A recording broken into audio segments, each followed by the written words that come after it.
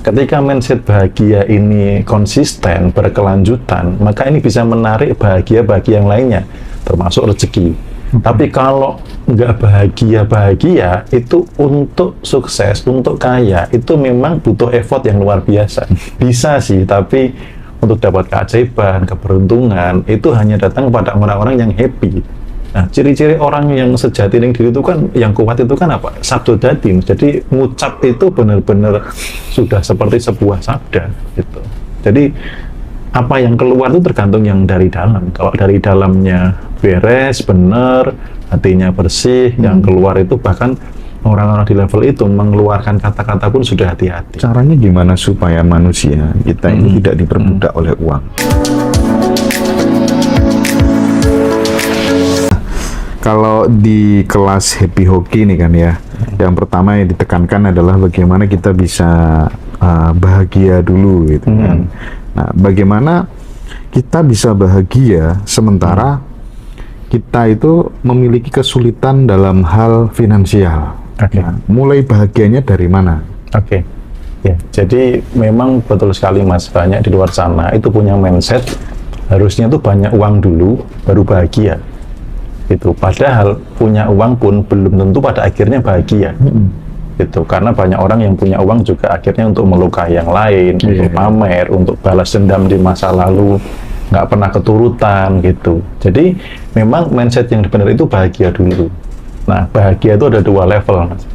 Yang pertama adalah bahagia yang terendah, itu bahagia karena hal di luar diri. Saya bahagia jika saya punya ini, saya bahagia jika saya dapat ini, saya bahagia jika saya kaya, saya bahagia jika bisa beli ini itu. Nah, itu level bahagia yang terendah yang dikenali banyak orang di luar sana. Nah, level bahagia yang paling dalam itu tidak peduli kondisi di luar diri, saya putuskan untuk bahagia. Nah, cara bahagianya bagaimana? Sederhana, simple. Itu apa? Bersyukur. Itu. Jadi di dalam kelas itu, jadi dalam Happy Hoki itu kita belajar tentang apa namanya mindset bahagia. Gitu. Jadi nggak harus yang dari luar diri, tapi dari dalam. Bersyukur masih bisa bernafas, bersyukur diberi kesehatan, kemudian menciptakan ketenangan yang dari dalam, tidak terpengaruh oleh hal di luar diri, karena banyak sekali hal-hal dari luar diri itu yang mencuri kebahagiaan. Itu contohnya persaingan dengan tetangga lah yang kita lihat pada umumnya. Tetangga sudah beli apa, kita belum beli apa, akhirnya apa? Menjadi nggak bahagia. Padahal kita bisa memutuskan tanpa terpengaruh hal di luar diri tadi, tetap bahagia ketika fokus ke dalam diri, fokus kepada keluarga. Karena kebahagiaan ini yang akhirnya nanti menarik kebahagiaan yang lainnya. Karena ada kebenaran berkata, barang siapa mensyukuri nikmatnya, itu kan ditambahkan. Nah, ketika mindset bahagia ini konsisten, berkelanjutan, maka ini bisa menarik bahagia bagi yang lainnya, termasuk rezeki. Tapi kalau nggak bahagia, itu untuk sukses, untuk kaya, itu memang butuh effort yang luar biasa. Bisa sih, tapi untuk dapat keajaiban, keberuntungan, itu hanya datang pada orang-orang yang happy. Makanya makin happy, makin hoki. Happy, tenang, damai, gitu Mas. Iya. Oke. Jadi bersyukur dulu gitu ya, apapun kondisinya gitu. Ibarat mengendarai mobil, kalau banyak kempes satu, syukur, bukan dua yang kempes. Ya, atau ketika kempes itu waktunya saya ngasih rezeki ke tukang tambal ban. Bisa jadi tukang tambal ban lagi butuh duit untuk biaya sekolah anaknya. Peristiwanya sama, tapi karena punya skill sudut pandang yang berbeda, akhirnya nonton sepedanya dengan happy. Saya pernah upload tuh di Facebook saya tuh berapa tahun yang lalu, Mas. Waktu saya belajar tentang mindset kebahagiaan. Ketika saya kepanasan nonton motor yang bocor, itu saya seneng, Mas. Ini saya dinanti-nanti tukang tambal ban yang apa? Butuh rezeki untuk keluarganya. Jadi ketika saya di sana itu nonton tuh benar-benar happy, enjoy gitu. Tidak masalah gitu. Terima kasih saya diizinkan dipakai untuk memberikan rezeki tukang tambal ban. Iya. Bersyukur masih punya nafas, tidak sakit-sakitan. Betul. Ya, kayak analogi supir tadi, nek bane si kempes 3 ya untung nggak 4, kempes semua untung nggak AC sing pedot, Iya. AC pedot untung gak gegeri wonge supire sing pedot ngono kan. Betul, sampai di titik itu. Oke, menarik. Nah, kalau tadi berbicara soal bersyukur ya, berserah begitu ya. Nah, kalau kita komparasikan antara yakin di dalam doa dan berserah di dalam doa, itu menurut Om Bimo powernya gede yang mana? Sebenarnya dua-dua itu beriringan, Mas. Yakin dan berserah. Berserah itu karena adanya yakin. Jadi kalau nggak yakin nggak akan berserah. Contoh misalkan saya sama Mas Hendra nih, saya minta Mas Hendra ngantar saya ke suatu tempat. Kalau saya nggak yakin, wah sepanjang jalan saya deg-degan, Mas. Nanti dibelokin enggak ya, nanti nyampe enggak ya, jangan-jangan diputer-puter dulu nih gitu. Tapi kalau saya sudah yakin Mas Hendra akan ngantar sampai tujuan dengan selamat dan pasti bagus, perfect, maka apa? Saya akan berserah. Wes lah pasti nyampe Mas Hendra ini kok gitu. Jadi yakin berserah ini dua pilar yang tidak bisa dipisah. Memang dia berjalan beriringan. Nggak bisa ya kemudian gede mana powernya yakin sama berserah aja, seolah-olah kalau berserah itu tidak ada effort begitu. Ya berserah itu karena yakin dulu. Setelah yakin otomatis ya berserahnya lebih mudah. Justru yang tidak berserah itu karena meragukan. Meragukan Sang Maha, dikabulkan enggak ya? Apa bisa ya gitu. Nah, Om, kalau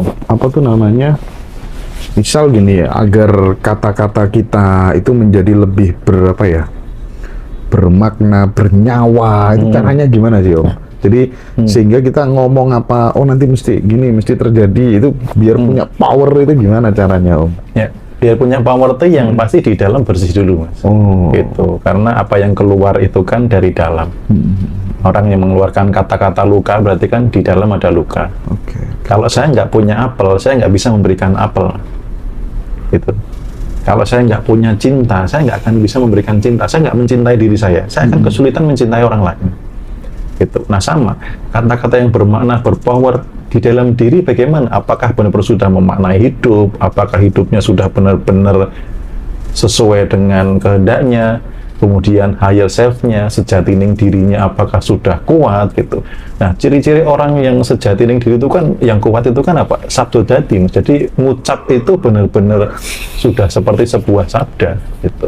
Jadi apa yang keluar itu tergantung yang dari dalam. Kalau dari dalamnya beres, benar, hatinya bersih, yang keluar itu bahkan orang-orang di level itu mengeluarkan kata-kata pun sudah hati-hati, nggak sembarangan mengucap. Tadi bicara soal apel ya, saya dari teringat Apple gitu ya. Kan banyak ini coach, banyak motivator ya, top leader itu kan di mana-mana kan banyak top coach gitu.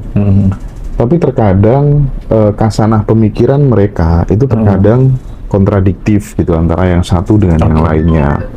Misal yang satu memberikan trigger kepada kita bahwa kalau bisa, kalau memang belum aman passive income-nya belum aman, itu jangan dulu beli HP bermerek, jangan dulu beli iPhone, beli merek Apple segala macem gitu kan ya. Tapi di sisi lain ada yang justru dengan itu malah kemudian kita mengantarkan feel kita menjadi benar-benar orang yang berkelimpahan gitu ya, meskipun agak terkesan dipaksakan. Pertanyaan saya, apakah kemudian memakai produk-produk yang branded, Apple dan lain sebagainya, itu akan membuat seseorang menjadi lebih kaya atau justru sebaliknya menurut Om Bimo? Ya, jadi kalau menurut saya Mas, saya sebagai seorang praktisi vibrasi, jadi itu kan faktanya nih Mas. Kan selalu dilihat adalah faktor penggerak fakta. Di balik itu, getaran rasa yang muncul apa? Sama-sama beli Apple, yang satu ini, wah aku merasa kaya nih, ya akan membawa ke sana. Yang satu karena kemakan motivator, deg-degan Mas. Yang terpancar apa? Panik. Khawatir. Nanti kalau nggak cukup sampai akhir bulan gimana? Harus ngutang kemana? Itu kan narik Mas. Narik peristiwa-peristiwa tadi gitu. Nah, banyak orang kadang di luar sana sibuk memperdebatkan mana yang lebih benar, teorinya si A atau si B gitu. Jadi karena sibuk mencari kebenaran itu akhirnya sebenarnya semuanya benar versi masing-masing. Kenapa ya kok dia begini benar, kok di sini berseberangan. Karena mereka yang dilihat bukan faktanya, vibrasinya, berdasarkan pengalaman masing-masing gitu. Jadi teman-teman tinggal cocokin aja, aku cocoknya gimana ya? Kan ada orang yang cocoknya, wah itu kalau aku beli branded itu pemborosan, itu nggak menghargai uang.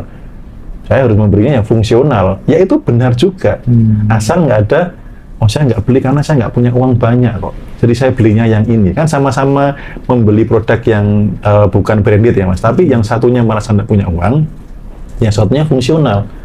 Atau yang beli branded tadi sebaliknya, yang satunya ketika beli, wah ini aku merasa kaya nih, aku sudah kaya nih. Oh gitu ya, Gitu. ya. Iya, jadi bukan di tergantung faktanya, bagaimana vibrasinya saat kita membelinya gitu ya. Betul. Kalau bagi anak-anak yang apa, misalnya nih kan banyak ya case sampai jual ginjal saat beli iPhone gitu ya, jual keperawanan saat beli HP branded gitu.